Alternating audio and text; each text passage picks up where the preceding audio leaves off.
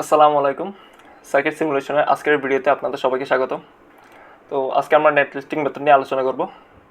Basically net listing method হচ্ছে এক প্রকার ইনপুট ফাইল অথবা এটাকে সোর্স ফাইলও বলা হয়, যার শেষে .cir যুক্ত থাকে। তো আজকে বেসিক্যালি আমরা এই সার্কিটটার নেট লিস্টিং মেথড লিখব এবং নেট লিস্টিং মেথডের সাহায্যে এটার প্রত্যেকটা নোড ভোল্টেজ বের করে দেখাবো। নেটলিস্ট লেখার জন্য কিছু বেসিক নিয়ম রয়েছে। তো নিয়মগুলো হচ্ছে, সর্বপ্রথম একটা টাইটেল স্টেটমেন্ট থাকতে হবে। তো টাইটেলটা যে কোনো কিছু হইতে পারে, যে কোনো নাম হইতে পারে, যে কোনো সংখ্যা হইতে পারে, যে কোনো একটা টাইটেল থাকলেই হবে।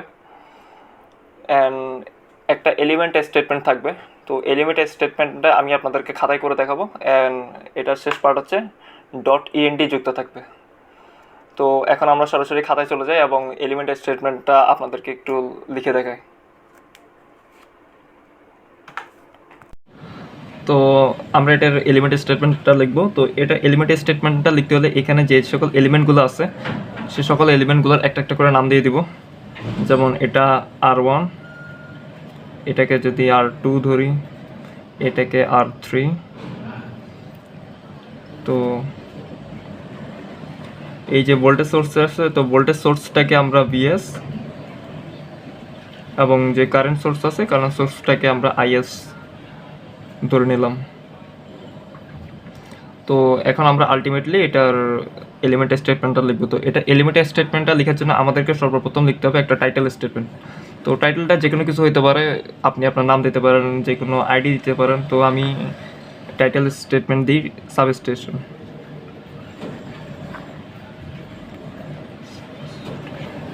তো এলিমেন্ট স্টেটমেন্ট লেখার জন্য এখানে সর্বপ্রথম যেটা করতে হবে, এখানে সবগুলার নোট ধরতে হবে। নোটগুলো আমরা চিহ্নিত করি। এটা একটা নোট, এটা একটা নোট, এটা একটা নোট, এবং এটা একটা রেফারেন্স নোট। তো নোটগুলোকেও আমরা নাম্বারিং করে দিব। নোটগুলোকে যদি নাম্বারিং করি তাহলে এটা নোট 1, নোট 2, নোট 3। আর যে রেফারেন্স নোটটা আছে এই রেফারেন্স নোটটাকে আমরা 0 হিসেবে ধরে নেব।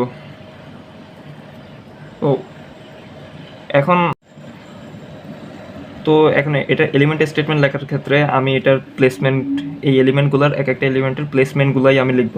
তারপর সর্বপ্রথম আমি যদি VS এর এলিমেন্ট স্টেটমেন্ট লিখতে চাই, VS আছে নোট 1 এবং রেফারেন্স নোডের মাঝে। তো রেফারেন্স নোড হচ্ছে 0 এবং এটা নোড 1। তো এটা এইভাবে লিখি 1 স্পেস 0। এবং এটা হচ্ছে বেসিক্যালি ডিসি সার্কিট। তো ডিসি, যদি ডিসি না লিখে তাও সমস্যা নেই, বাই ডিফল্ট এটাকে ডিসি ধরে নেবে। এবং এটার মান হচ্ছে 20 ভোল্ট। তাহলে আমি লিখলাম 20 ভোল্ট।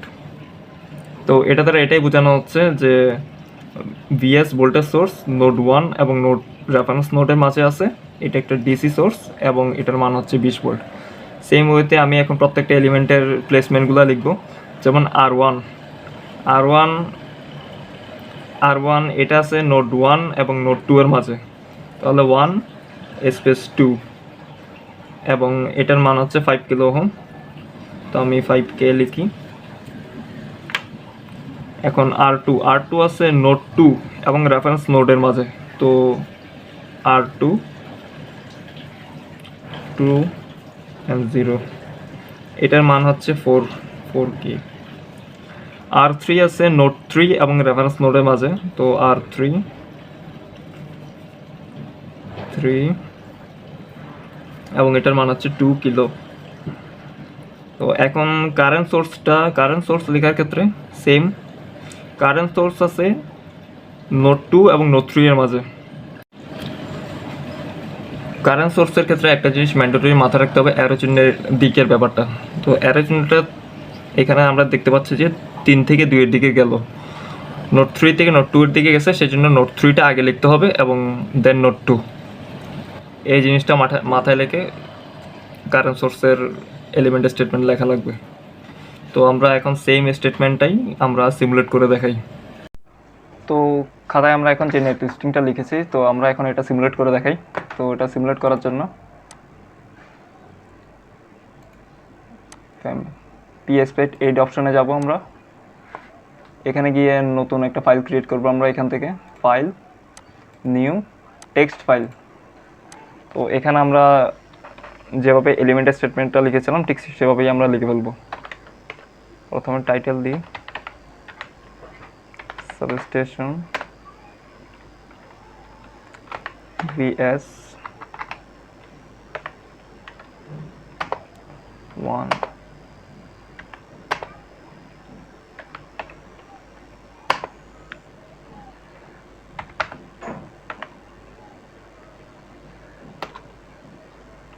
R1 1, 2, 5 R2 4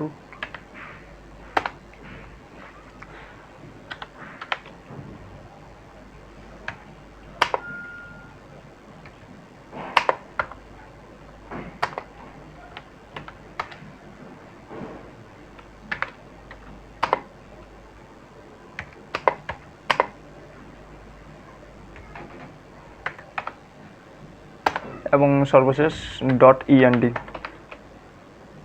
sorry.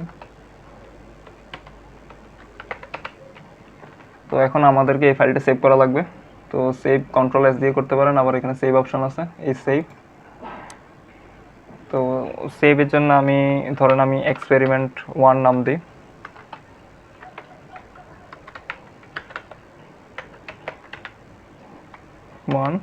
এবং শেষে অবশ্যই .cir যোগ করে দিব, .cir সেভ। এটা এখন ফাইলটা ওপেন করে নিতে হবে এটা রান করার জন্য। তো ফাইলটা ওপেন করব আমি, ওপেন।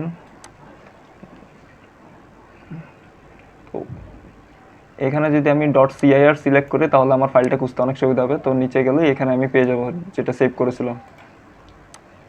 এখন ওপেন, এই যে রান অপশনটা যে নীল হয়েছে, দেন এটা এখন রান করতে পারবো আমরা। এটা রান করি, এটা সাকসেসফুলি রান হয়েছে এবং এখানে নো এরর দেখাচ্ছে, অর্থাৎ এটাতে কোনো প্রকার এরর নাই। তো বাস এটা সিমুলেট হয়ে গেছে। তো এখন এটার আউটপুট দেখার জন্য এই ভিউ, এখান থেকে আমরা আউটপুট ফাইলটা দেখতে পারবো। এটা হচ্ছে আউটপুট ফাইল। এই এখানে নোট ভোল্টেজগুলো ডিটারমাইন করে দিছে, এই তো। অ্যান্ড এটাকে আমরা ল্যাব রিপোর্ট আকারে সাবমিট করার জন্য অথবা প্রিন্ট আউট করার জন্য এখানে প্রিন্ট একটা অপশন আছে, প্রিন্ট সিলেক্ট করব, যে কোনো একটা নাম দিতে হবে। ধরেন আমি experiment1 দিই 1। এটা PDF ফরম্যাটে সেভ হবে, দেখেন আমার ডকুমেন্ট ফোল্ডারে সেভ হবে, সেভ। তো এখন আমি যদি আবার এখান থেকে খুঁজি ডকুমেন্টস, এই তো এটা PDF আকারে সেভ হয়ে গিয়েছে। তো কোনো টার্ম যদি আমরা না বুঝি তাহলে ভিডিওটা স্লো করে আবার রিপ্লে করে আমরা দেখব, আর নেক্সট ভিডিওতে আমরা স্কিমেটিক্স মেথডটা আপনাদেরকে করে দেখাবো। আজকের জন্য এতটুকুই থাকলো, ধন্যবাদ।